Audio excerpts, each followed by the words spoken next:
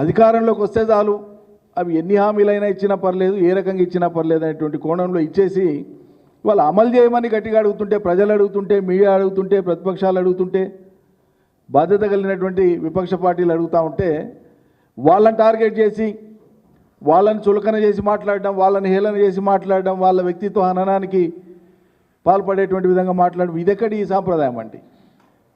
ఉన్నదేంది, మీరు చేయగలిగేది మొదటి నుంచి చెప్తున్నాం. గత ప్రభుత్వం మీద నిందలేనికే గత ప్రభుత్వం యొక్క వైఫల్యం అని చెప్పడానికి ఇంకా మీరే కావాలన్నా? ఆ ప్రభుత్వం చేయలేంది మేము గొప్పగా చేస్తామని కదా మీరు చెప్పింది. కేసీఆర్ వల్ల గాంధీ మేము ఇంకా గొప్ప చేస్తామంటే, ఇక కేసీఆర్ 10 ఇస్తే 15 అంటివి, 2 సార్లు కాదు మేము 3 కార్లకు ఇస్తామంటివి, కౌలు రైతులకు ఇస్తామంటివి, వ్యవసాయ కూలీలకు ఇస్తామంటివి, ఇవన్నీ మీరే కదా చెప్పింది. ఎట్లా ఇస్తారా అని అడుగుతానంటే మేము దివానగాలమా, అవలగాలమా, మాకు ఆ తెలివి లేదా అంటారు. అదే మేము మీకు గుర్తు చేస్తున్నాం ఇవాళ.